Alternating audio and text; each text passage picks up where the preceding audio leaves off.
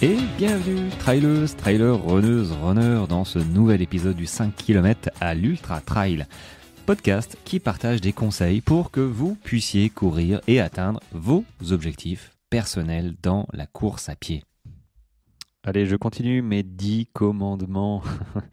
10 commandements pour bien débuter la course à pied et arriver à courir 30 minutes, 1 heure sans t'arrêter. Mais ces commandements sont valables aussi pour tout le monde, les amis. Il n'y a pas une catégorie débutant, une catégorie débutant moins, amateur averti.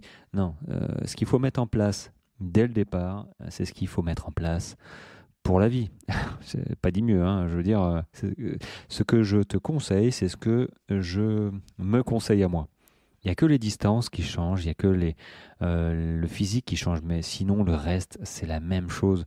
On fait simplement des séances différentes en termes d'intensité, en termes de longueur, mais les intentions et les mécanismes sont pareils.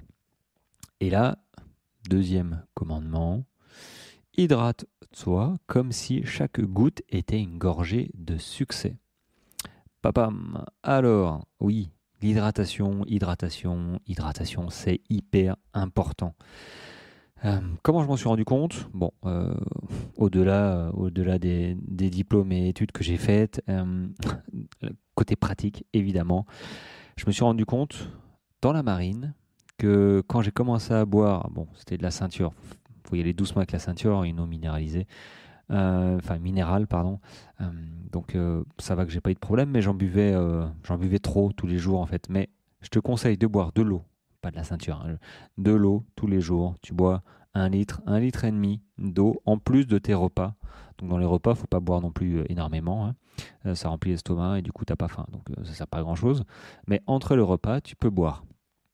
Et je te conseille de boire, c'est ce qui m'a permis moi de pouvoir enchaîner, de courir à l'époque, quand je courais 10-12 km, le lendemain j'avais les jambes lourdes, tu vois, et je passais mon tour et je repartais courir sur le lendemain ou quand ça allait mieux. Donc je perdais du temps, bon en même temps j'avais pas non plus des objectifs de fou, mais c'est vrai que dès que j'ai changé cette histoire d'hydratation, que j'ai commencé à boire beaucoup plus régulièrement, mon corps m'a remercié. J'ai pu aller courir tous les jours sans ressentir les effets de la séance de la veille. Alors évidemment, hein, si tu fais une séance intensive, oui, tu auras des séquelles, mais tu auras mal aux cuisses, tout ça, peut-être des courbatures. Mais en version classique, endurance fondamentale, bon ben voilà, ça passait très bien.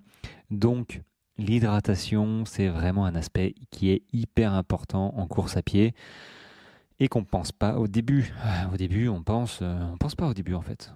Je crois que c'est ça, on pense pas. C'est bien le problème, hein, quand on débute, c'est que allez, on est content et puis après on se focalise sur l'idée de courir toujours plus vite, plus fort, progresser et on fait pas gaffe à comment on court, on fait pas gaffe à ce qu'on mange, on fait pas gaffe à ce qu'on boit et comment on boit. Donc l'hydratation, c'est absolument primordial. Alors même si tu cours pas beaucoup au début, il faut que tu commences à boire. Pourquoi ? Parce que ça va améliorer ta performance athlétique, ça va te prévenir de la déshydratation, mais déshydratation légère, hein, au fil de l'eau, j'ai envie de dire au fil des jours.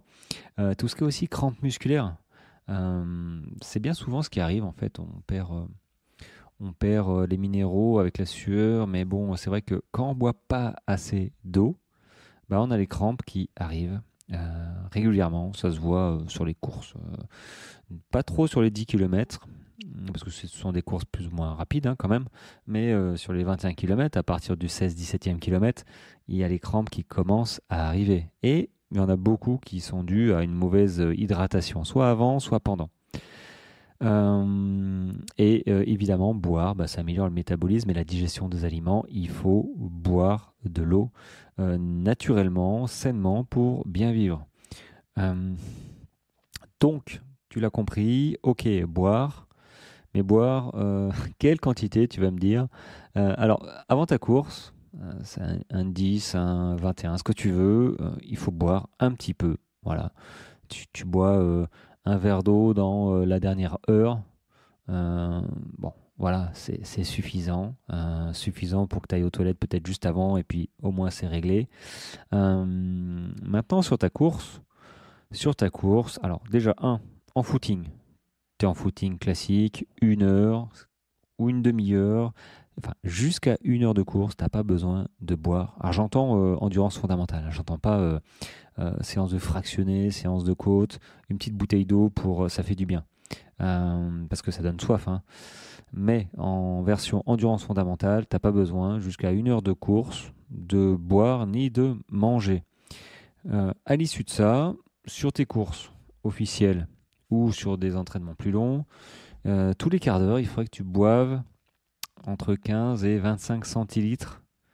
Donc moi, ce que je te conseille, c'est tous les quarts d'heure de boire 3-4 gorgées, voilà, 3-4 bonnes gorgées d'eau pour éviter de ressentir ce besoin de boire à un moment. Parce qu'à partir du moment où tu dis «Ah, j'ai soif», c'est déjà que c'est un peu tard.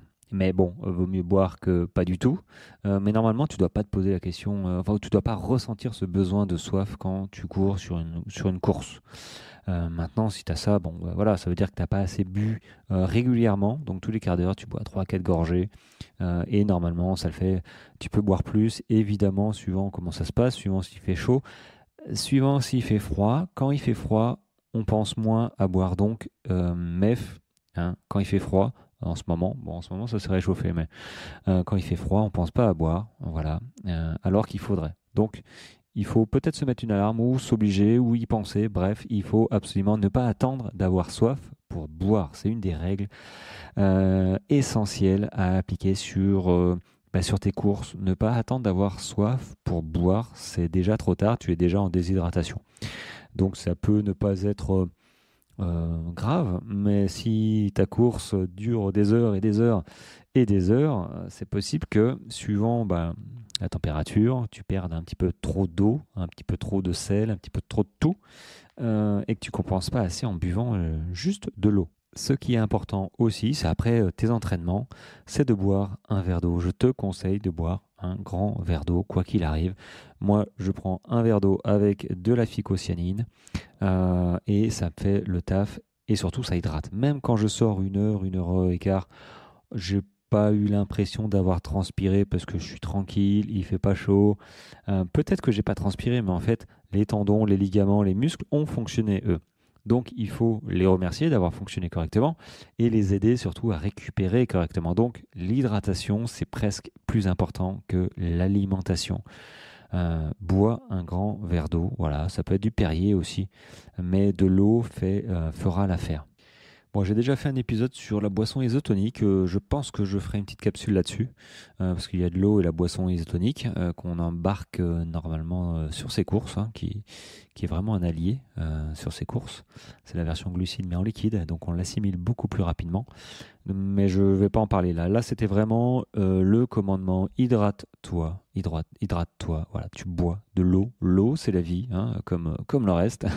Mais l'eau, c'est la vie en running. Donc, on ne fait pas la passe dessus, même si on démarre la course à pied, une petite gorgée d'eau.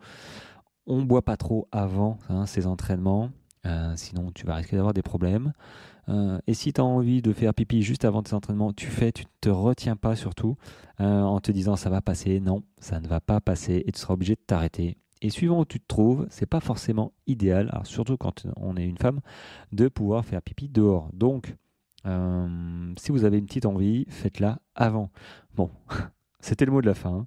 Bizarre hein, comme mot de la fin, hein. On a vu plus classe quand même, hein. Mais alors le mot de la fin, c'est merci à tout le monde. Voilà, je crois que je le dis à chaque fois, mais je suis tellement content de voir que vous m'écoutez tous les jours, certains, même beaucoup. Donc ça c'est cool, une petite capsule voilà, sur l'hydratation. Ça me motive. N'hésitez pas à laisser un petit commentaire, un petit like et en parler sur les réseaux de ce petit podcast qui va grandir, qui va bientôt fêter ses 1 an d'ailleurs. Et on est le 23 janvier à l'heure où j'enregistre. Il sortira le 24. Il faut que je regarde les dates, hein, mais je crois que j'en suis à une 130 épisodes, un peu plus, je crois. Et l'anniversaire, je crois que c'est le 1er février. Donc il faut que je check ça. Et peut-être que je ferai un petit épisode anniversaire. Voilà. Bon les amis, je vous retrouve demain matin en forme, je l'espère, et de bonne humeur. Allez, ciao ciao.